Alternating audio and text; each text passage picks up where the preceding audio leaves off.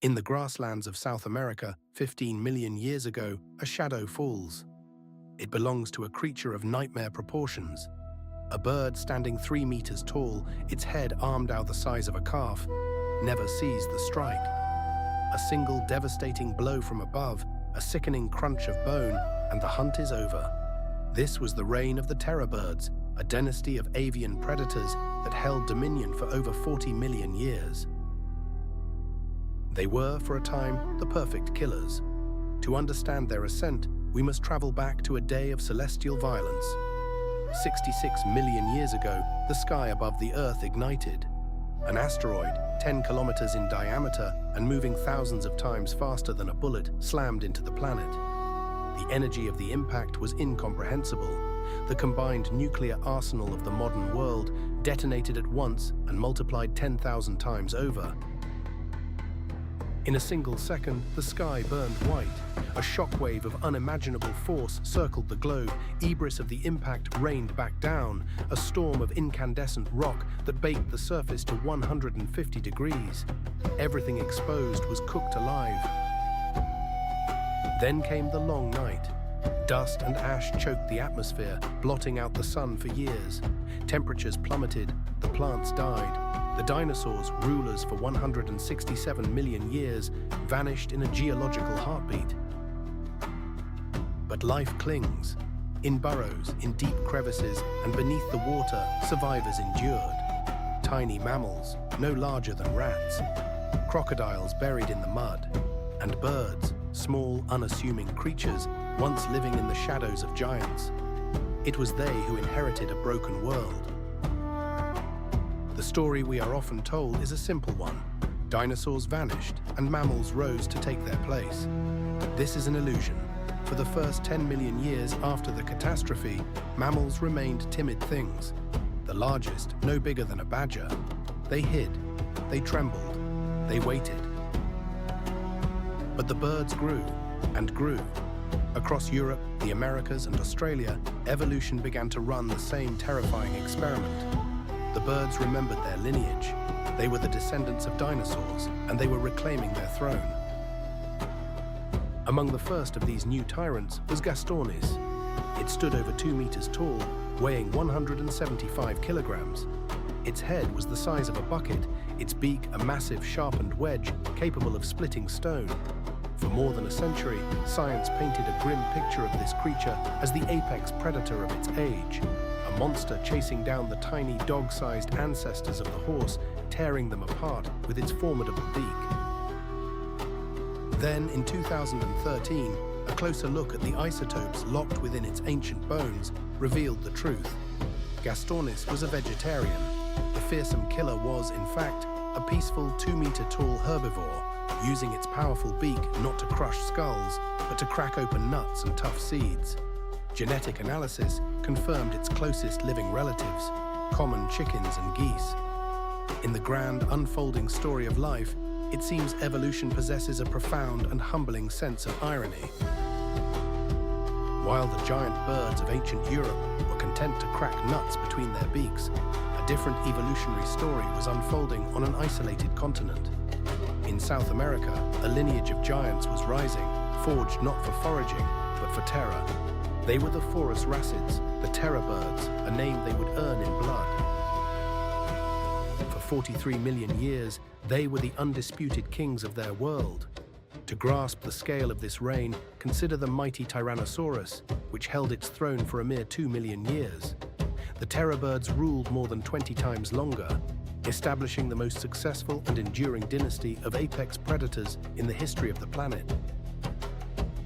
Among them was a titan named Kelenken. It stood 3 meters tall, a feathered monster the height of a basketball hoop. Its skull alone measured 72 centimeters, a length greater than a man's arm from shoulder to fingertip. And at the tip of that skull was the instrument of its reign, a massive hooked beak, a scythe of sharpened bone capable of shattering a spine with a single decisive movement. Weighing well over 100 kilograms, this creature was a marvel of biological engineering built for one purpose: the hunt.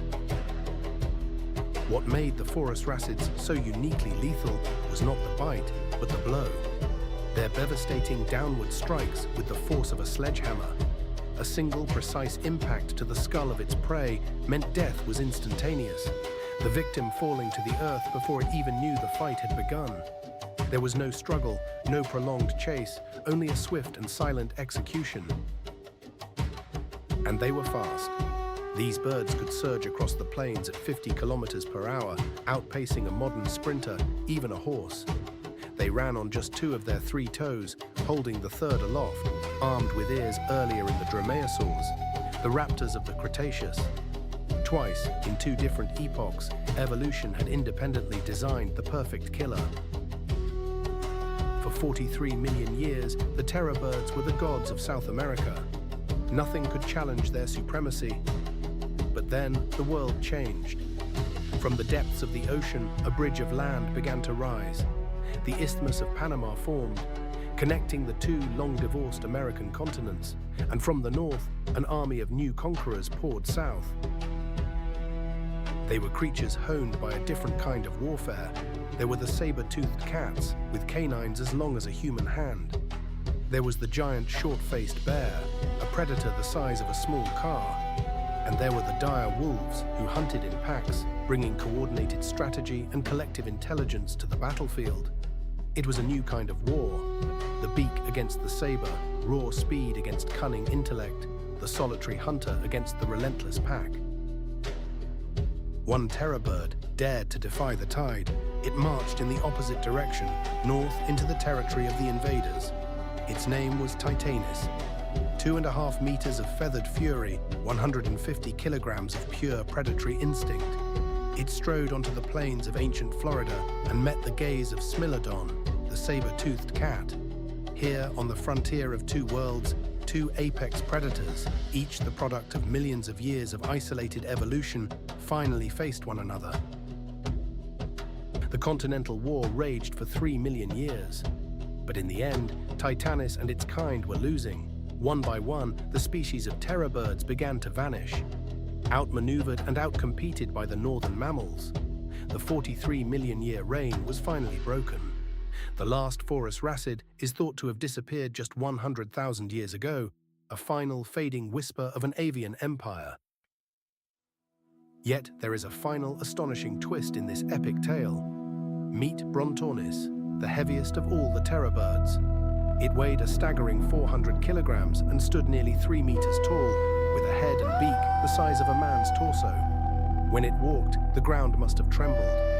Smaller creatures would have fled in panic at the mere sight of this approaching behemoth. It was the very incarnation of terror. And yet, it was a fraud. All evidence suggests Brontornis was a herbivore. 400 kilograms of peaceful giant, a catamite defense, the appearance of absolute lethality. For millions of years, the strategy worked.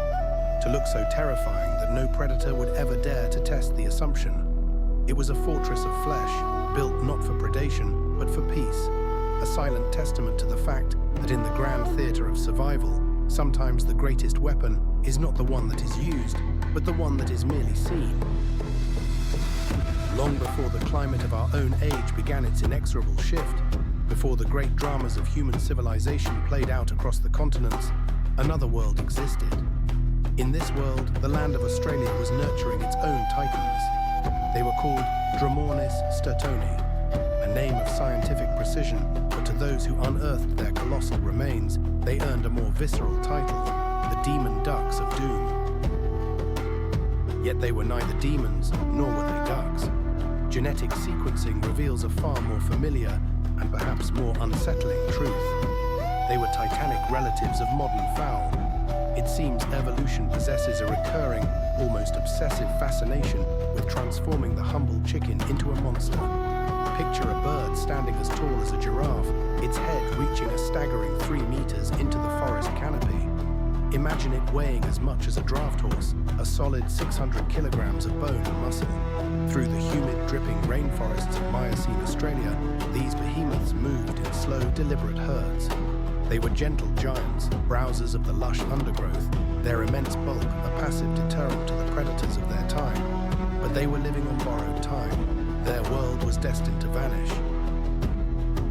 Beginning some 8 million years ago, the continent began to parch. The great wet forests receded, withering under a relentless sun, giving way to the vast red desert we know today. For Dromonas, a creature born of abundance, this new world was a death sentence. They could not adapt to an age of scarcity. Their line faded into oblivion long before the first human foot ever touched the continent's shores. The climate alone was their executioner. But as one chapter of avian gigantism closed, another, even more extraordinary story was unfolding across the sea. On the isolated islands of New Zealand, a unique experiment was underway. For 85 million years, severed from the rest of the world, this was a land without a single native terrestrial mammal. Here, evolution granted birds the entire kingdom. They filled every niche, from the forest floor to the mountain peaks. And at the apex of this feathered dynasty stood the moa. 9 distinct species, ranging from the size of a turkey to a true colossus. The North Island giant moa. Reaching 3.5 meters in height, it was a creature of impossible proportions, defined not by what it had, but by what it had lost. It was utterly wingless, not the reduced vestigial wings of an ostrich, but a complete and total absence. No bones, no feathers, not even a whisper of their ancestral memory in its skeleton. In the entire history of apes, it is the only known case. 85 million years without a predator walking the earth had rendered the very concept of flight obsolete. These were peaceful herbivores, browsing on over 100 different species of plants, living in a world without fear. Or so they thought, for the sky held a terror forged in response to their gigantism. The Haast's eagle, the largest and most powerful eagle ever to exist. A wingspan of 3 meters, a weight of 18 kilograms, and talons the size of a tiger's claws. And here, the story takes a turn into the truly astonishing. Genetic analysis reveals its ancestor was a common Australian eagle, weighing barely a single kilogram. In the evolutionary blink of an eye, just 2 million years, it had magnified its mass by a factor of 18. It was a case of biological gigantism on steroids, a predator evolving at a breakneck pace to keep up with its ever-growing prey. It would strike from above, a feathered missile diving at 80 kilometers per hour. The attack was not a struggle, but an assassination. A single devastating BL. The Maori, the first people of New Zealand, knew this aerial killer. They called it Te Puakai, the old glutton. Their legends speak of it snatching children from villages. And chillingly, scientists now believe these were not myths. For a raptor accustomed to dispatching a 250-kilogram moa, a 60-kilogram human would have been well within its capabilities. When Polynesian voyagers made landfall around the year 1250, they unknowingly sealed the fate of this entire ecosystem. The moa did not know how to be afraid. The instinct of fear, honed over eons in other species by ground-based threats, was simply absent. 85 million years of safety had become their ultimate vulnerability. It took only 100 years, a lineage that had endured ice ages and geological upheaval for 85 million years was extinguished in the span of 3 or 4 human generations. A grandfather who hunted the moa would have a grandson who had never seen one alive. It remains one of the most brutally swift extinctions in the planet's history. The great eagle was next to fall. So exquisitely specialized to hunt the giant birds, it could not adapt when its sole source of food, 2 species, bound together in a perfect, lethal evolutionary dance, were erased by the arrival of a new, unpredictable force. It is a stark reminder that the most magnificent adaptations, honed over millions of years, can become a fatal liability in a world that changes in the blink of an eye. Across 165 million years of splendid isolation, an island became a laboratory for life. This was Madagascar. Here, evolution, unbound by the mainland's rules, sculpted creatures of mythic proportion. Among them walked the aepyornis, the elephant birds.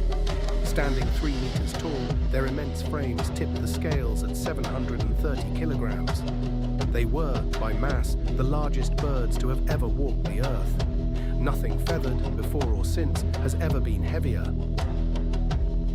But the true legend of the elephant bird was not the creature itself, but the vessel of its life, its egg. A colossal capsule of potential, it held a volume of 11 liters and measured 34 centimeters from end to end. It was 160 times the size of a chicken's egg. A single one could feed an entire village, and in this life-giving abundance, a death sentence was written.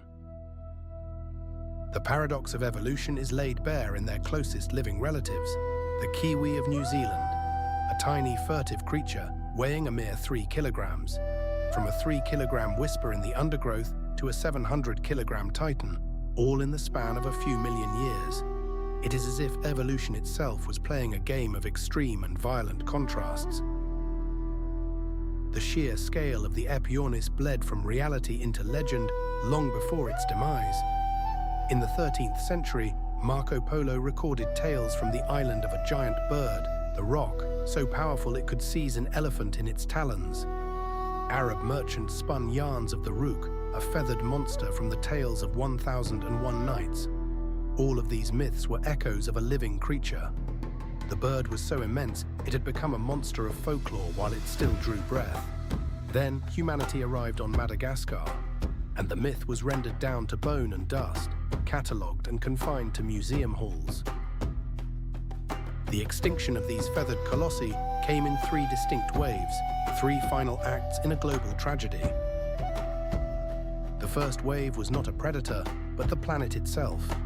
The Gastornis, giants of an earlier age, vanished 45 million years ago. There were no enemies, no humans to blame. The world simply grew colder. The lush forests they depended on retreated, and with them, their world dissolved. They were titans of a bygone climate, and when the world changed, they could not change with it. The second wave was a war of competition. For 43 million years, the Forus racids, the terror birds, were the apex predators of their continent. But land bridges formed, and new assassins spilled down from the north. The terror birds fought for millions of years, a long grinding retreat against packs of wolves and saber-toothed cats. They were the last of their kind to fall, a dynasty of perfect killers that ultimately could not withstand the relentless grinding pressure of evolution's arms race. The third wave was humanity. For the island giants, it was an apocalypse. The moa of New Zealand, erased in a single century. The elephant birds of Madagascar, gone in 300 years. The Dromornis of Australia, hunted to oblivion over a few thousand. These were creatures that had evolved in Edens without fear, utterly unprepared for the arrival of a bipedal predator armed with cunning, fire, and the spear. They had no chance. Not one flightless giant anywhere on Earth survived its first encounter with humankind. It is an iron law of natural history, written on every continent and every island, without a single exception. The age of feathered giants was over, but their lines were not entirely severed. In the savannas of Brazil, the Siriemas still hunt. At 75 centimeters tall, they are a pale echo of their ancestors. But watch them kill. They seize snakes in their beaks and beat them against the rocks, the very same brutal technique used by the 3-meter-tall terror birds 40 million years ago. It is a genetic memory, an echo of violence that refuses to die. In New Zealand, kiwis still root through the leaf litter, tiny relatives of a bird 200 times their weight. On farms across the world, chickens peck at the dirt, the distant, diminished descendants of the Gastornis. Behemoths that were 20 times their size. Evolution preserved the bloodlines, but it shattered the scale. The titans are gone, only their modest shadows remain. And now, the most audacious chapter of all. In the year 2025, a company named Colossal Biosciences announced a project to undo extinction itself, the resurrection of the moa. The tools are those of a new genesis. Gene editing technology, ancient DNA coaxed from preserved bone, and the genome of a living bird rewritten. These one of the world's largest private collections of moa skeletons. The man who brought dragons and orcs to the silver screen now seeks to conjure a true giant from the real world's past. Critics cry out, warning of unforeseen consequences, of ecosystems unready for the return of a ghost. We stand on the precipice of a new creation, wielding the power to reverse the irreversible. But in resurrecting the titans of a world we destroyed, we are forced to confront a terrifying question. Are we correcting a past wrong, or is this merely the next most profound expression of the very same hubris that erased them in the first place? For 66 million years, they rose from the ashes of a fallen world. As the dinosaurs vanished, birds claimed the empty throne, forging empires of feather and bone across every continent. The Forus racids, the terror birds of the Americas, reigned for an astonishing 43 million years. The dromornithids of Australia for 24 million. The moa of New Zealand and the elephant birds of Madagascar ruled their island kingdoms for millions more. These were dynasties whose lifespans dwarfed the entire existence of humankind. Then, in a mere geological instant, we arrived. With our spears, our fire, and our insatiable hunger, we erased them. A reign of millions of years, extinguished in a few thousand. Their bones now lie silent in caves, their genes a ghostly code preserved in museum archives. An entire epoch of avian giants was over. But in the quiet of modern laboratories, a question stirs. As scientists gaze at screens where the letters of a genetic code assemble the recipe for a 3-meter titan, the conversation is no longer about if we can bring them back. The question is, should we? Proponents argue it is our moral imperative, a debt owed to nature. We must restore what we so carelessly destroyed, returning a vital missing link to ecosystems we shattered. But the challenges are immense. A resurrected population, born from a scant few genetic samples, would be perilously fragile. And who would teach a hatchling how to be a moa? The ancient behaviors, the migrations, the courtships, the warnings, are lost to time, an unrecoverable ghost in the machine. Even if we could, where would we release such a creature? The forests of New Zealand are a shadow of what they once were, now stalked by invasive predators the moa never knew. Would this resurrected giant be destined for a life sentence in a zoological park? A living relic, but never truly alive? Yet there is a darker question, one rarely spoken aloud. What if the resurrection is not a failure, but a terrifying success? The terror birds were perfect predators, dominating their world for a period 20 times longer than the reign of Tyrannosaurus rex. Are we certain we wish to release such an unparalleled hunter back into a world that has forgotten it? The story of the feathered giants is a mirror. It reflects a sobering truth. Of the 60 species of flightless birds that survive today, half are threatened. Their extinction was not the slow, indifferent hand of natural selection. It was our hand. Their fate reminds us that size offers no sanctuary, and strength is no shield against a changing world. Dominance is never permanent. For even the most successful dynasty, one that measures its rule in the millions of years, can be swept into oblivion in the span of a single generation.